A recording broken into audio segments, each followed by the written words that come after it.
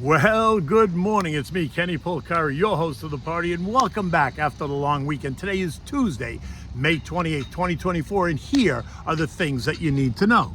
Well, look, stocks gained on Friday, right? But they're confused today. Yes, it was going into a long holiday weekend. Friday, volumes were anemic, and so moves tend to be exaggerated. This morning, bonds are steady, oil is up and through resistance, and gold is ticking just a little bit higher. And this week it's going to be all about Friday's PCE, the PC deflator data. And the question is, what will that show? Higher inflation or not?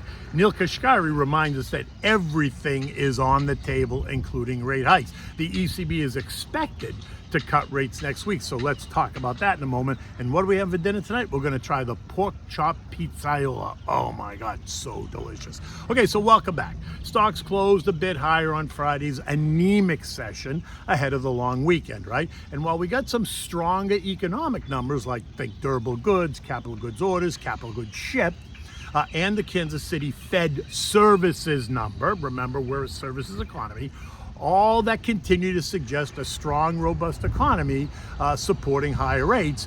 We also got one piece of data that appeared to be the focus of the day. It was the University of Michigan one-year inflation expectation by consumers, and it was expected to be plus 3.4%, down from 3.5% last month, but it came in at 3.3%, and that's about it. That's what the algo's focused on, which makes no sense to me since the other economic numbers suggest strength, which continues to suggest higher for longer. But it was Friday in the summer of 2024. Volumes were low, and as such, moves tend to be exaggerated and will be so through the summer. By the end of the day, the Dow gained 5 points, S&P up 37, the Nasdaq gained 185 points, the Russell up 22, the transports added 74 points, while the equal-weighted S&P gained 45. So, it appears that stock rose because the consumer tempered their expectations about where inflation is headed and what the Fed's next move is, not because there's hard data that shows that. Now, to be fair, while the data continues to be mixed, the trend is up and not down. So the data continues to be robust versus weaker. The sense is that apparently the consumer, that's you and me, just in case you forgot, is not as concerned about the trajectory because they are about to slow their spending. And if they slow their spending, then guess what? Demand, forced inflation should ease. And if it eases, then guess what? Yep, the Fed gets to cut. Again, it's kind of long and convoluted, but that's the thinking. Now, last week, Goldman CEO Davey Solomon, if you remember, I pointed this out, came out and said that he sees a zero chance of rate cuts in 2024. And then on Friday, the Goldman Sachs economics department, led by Jen Hatzius, said that they are going to move their forecast for the Fed's first rate cut to September from July. And while it sounds confusing, remember, Davey's not the economist. And so his comments were his comments, apparently not reflective of Goldman Sachs' comments or the economics department down at 200 West Street, New York City. In any event, the group noted that recent comments from the differing Fed officials suggested that a July rate cut would likely require not just better inflation numbers, but also meaningful signs of softness in the activity or labor market data. Apparently, those economists think that's coming, causing some of them to suggest a September cut, while the rest of us heard something very different, suggesting no cuts until early 2025. And you know, that's the camp I'm in. I mean, the FOMC minutes were very clear.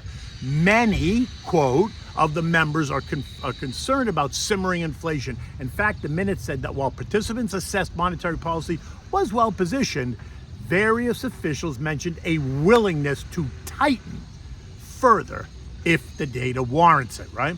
Now, what I keep telling you is that 5.25% rates are not high. Yes, they're high if you're comparing them to zero, which was not normal, but they're not high historically, and the markets can function and have functioned, by the way, quite well during this time. I mean, look, it was May 2023, so it was a year ago, when the Fed pushed rates to 5.25%, and since then, the S&P has advanced by nearly 30%. So where exactly is the struggle with 5.25% rates? I don't see it. I'm not sure you do, but if you do, let me know. Company earnings have been resilient and forward guidance has been strong ever since then. This season, we've seen more than 80% of companies report better than expected numbers while offering fairly upbeat guidance. And this, remember, is with 5.25% rates.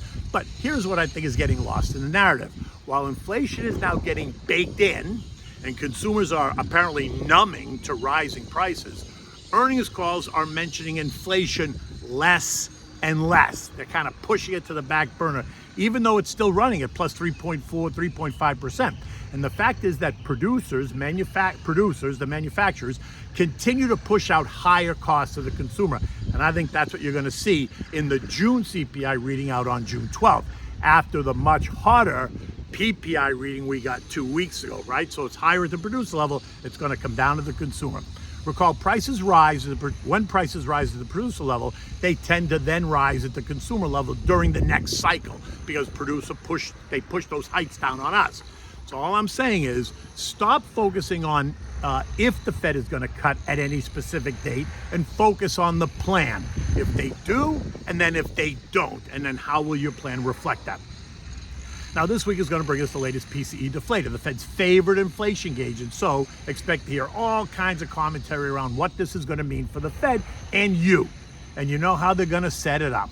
The rate cut guys are going to be out there in force, interpreting the data as soft, suggesting that the Fed has no choice but to cut rates. The PCE month over month is expected to be up 0.3, and it's up 2.7% year over year. That's unchanged from last month, so it's not up or down. While the core PCE is expected to be up 0.2%, which would be down from 0.3 month over month, but it's going to be plus 2.8% year over year, again unchanged over last month. But overnight in Europe, Minneapolis Fed President Neel Kashkari told the Barclays International Monetary Policy Forum that everything in the U.S. is on the table, including rate hikes, and that many more months of weakening data is what he needs to see before he sees a rate cut, which is exactly what JJ's been saying all along as well, if you've been listening. And again, define many, right? How many? What's many months? He was not dovish, but he hasn't been dovish in his commentary in a while. But since the rate cut groupies don't want to hear that, they're going to try to change the focus. Like, look over here, not over there.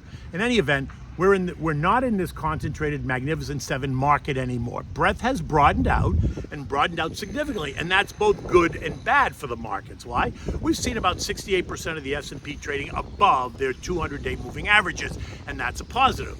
But by the same token, investors may feel that prices are indeed now reflective of current condition, causing buyers to be maybe a little bit more patient and more selective. And that's going to cause sellers to become a little bit more anxious and then aggressive, which will put downward pressure on prices. Not a disaster, but just downward pressure. It's a contrarian sign, but it is a sign, which again speaks to not trying to pick tops and bottoms, but rather focus on the total plan. The VIX, which is the fear index, which surged midweek last week, has since retreated again and is now trading back at 1240, which puts us back in that no fear category. And no fear suggests higher stock prices. Coincidentally, futures are up this morning, right? But again, all we need is just one unexpected headline to disrupt the place. And it won't be in any of today's economic data, because there's really nothing in today's data that's going to, in my mind, drive the markets. But it could become more of an issue by Thursday when we get retail inventories, which are supposed to be up 0.3%, pending home sales. But I think it's really going to be Friday's personal income and personal spending and the PCE deflator report. And again, remember, we are now in the summer season, right? It's official now. Fridays are going to tend to be slower volume days, and moves will tend to be exaggerated in either direction, which speaks to what? Again, it speaks to the plan. Bonds didn't do much. The TLT rose by 0.3. The TLH gained 0.25%. The Ag Index was up 0.1%. The 2-year bond is still yielding 4.92, and the 10 years yielding 4.46, unchanged over the end of last week. Oil, which came under pressure last week, is traded as low as $76.15 a barrel on Friday, closed out the week at $77.72, just above the trendline resistance. This morning, oil's up $1.30 or 1.6% at $79 a barrel as traders await a bevy of indicators. Fed comments, inflation data, and of course the production policy out of OPEC+, which is coming this Sunday, June 2nd. The jury is out. Will OPEC+ maintain current policy, or will they cut production even further? Many now expecting oil to retake $80 a barrel as expectations of the ongoing production cuts out of OPEC and the beginning of the summer driving season here in the U.S. Any further production cuts are going to surprise the markets and send oil higher, right? We're now on the north side of what was trendline resistance at 77.54, leaving us now in the 77.54, $81 trading range for oil. Now, gold has come off its recent surge. It's our trade as high as $24.77 an ounce last week as rate cut bets really heated up, right? On Friday, we tested trendline support, though, at $23.47, which represented a 5% decline, right? And this morning, gold is up $12 at $23.69 an ounce as the debate rages on. Cut or no cut. Again, Friday's PCE data is going to be the focus, with everyone pushing their own books, right? Those that want gold to go lower are going to bet on rate hikes. Those that want gold to go higher are going to bet on rate cuts. We're in the $23.47, $24.77 trading range for gold. My sense is that they're going to try to push gold up by repeating the rate cut narrative story. U.S. futures this morning, they were up, but now they're mixed. Dow futures were down 46, S&P's up 5, NASDAQ up 45, the Russell's up 8. The chatter today is going to be about Kashkari's latest comments and Cleveland Loretta Mesters' comments in Japan. But remember, she is a lame duck. She's out in June, so her comments are going to mean less and less. New York's Johnny Williams is going to be speaking at the Economic Club of New York on Thursday, and then we're going to get the PCE deflator report on Friday. A weaker than expected PCE deflator number is going to certainly cause the algos to go nuts and push higher, while a stronger number is going to put some downside pressure on stocks. My sense is that we're in this 51.70, 53.40 trading range for the S&P. European markets this morning are a bit weaker. France is down 0.6, Italy's down by 1/10, which is a bit curious since two ECB officials are calling for rate cuts at the meeting next week, which apparently seals the deal, according to the news, right? This now guarantees that they're supposed to cut next week. Eurozone inflation is expected to hold steady at 2.4%, making it the 7th straight month of sub 3% rates. Or Olli Rehn, who's a member of the ECB, saying that the time is ripe to cut rates in June. Oh boy, we're going to see this now. The S&P closed at 53.04 on Friday, up 37 points. This morning, futures are teasing higher and lower, right? Not sure what to do.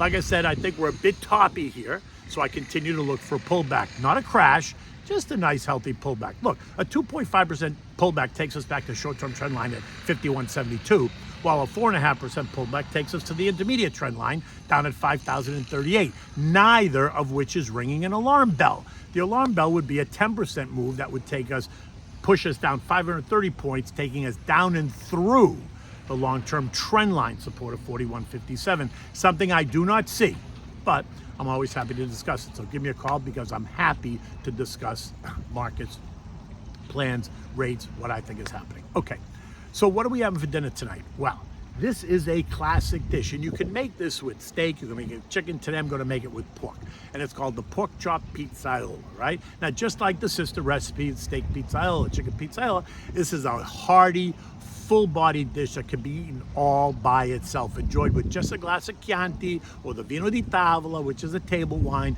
No need to go over the top. It's all about enjoying the moment. So for this, you're going to need thick cut pork chops on the bone. You always want this one on the bone, maybe 3/4 of an inch thick. You need olive oil, oregano, garlic, onions, red and green bell peppers, a can of crushed tomatoes, not the puree, crushed tomatoes. You need some red wine, salt and pepper. You need crushed red pepper flakes. That's optional, but a lot of people like to use the crushed red pepper. It adds a little bit of a zing, right? Now, in the saucepan, you're going to heat up the olive oil, and you're going to add the crushed sliced garlic, and you're going to move it around for a couple of minutes until it's all nice and golden, right? Then you're going to add in a white onion and the julienne bell peppers. You're going to turn the heat to medium, and then you're just going to cover it, kind of sauteing those, let them get soft, right? When the onions and peppers are soft, probably about 5-8 minutes like that, you're going to add the crushed tomatoes, the oregano, and the red pepper flakes if you're using them. You're going to turn the heat up, bring it to a quick boil, and then reduce the heat to medium-low. Add the red wine, like a half a cup, season it with salt and pepper, and then let it simmer to thicken up, 10 to 15 minutes or so. Next, you're going to rub your chops with olive oil and salt and pepper. Massage them really well. Don't drown it in oil, just enough to massage the chops and prepare them for the skillet. Now you're going to heat another skillet up.